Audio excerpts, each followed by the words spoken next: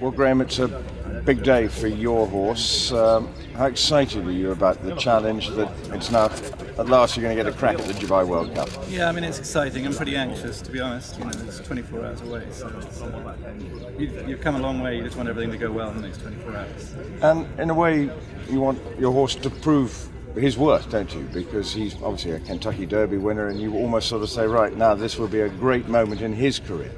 No, definitely. I mean, I've always wanted to prove to certainly the American public and perhaps the world that the Derby wasn't a fluke. I think he proved that in the Breeders' Cup. He came back and ran an incredible race against, probably the best group of milers put together that year. So, at the end of the day, he probably doesn't have a whole lot to prove. But for me personally, I'd like to see him prove how good he is. And how do you feel he is? Do you feel he's in the form that he can prove how good he is? I mean, to me, he's about as sharp as I've ever seen him. So I hope that's a good thing. Very open-looking race. How do you think it's going to be run? What do you see it, how it could pan out for your horse?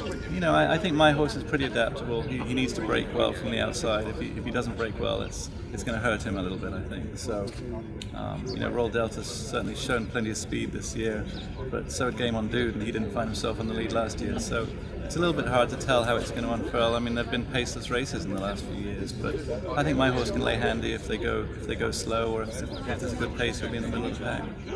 And the surface we've got here, obviously a lot has been made since the new grandstand and everything. The Americans haven't been able to equip themselves perhaps as well as people expected. What's your assessment of his ability on this? I don't think that's surprising. I mean, I think Gio Ponte ran very, very well over here twice. He was beaten less than 2 lengths, and he's probably the most legitimate horse we've brought over here since it was run on Torpedo. I mean, this is not a race for dirt horses. This is a race for grass horses, and I think he's a horse that can handle any surface. And you don't know how he's going to handle it till the night, but I'd be very surprised if he doesn't handle it.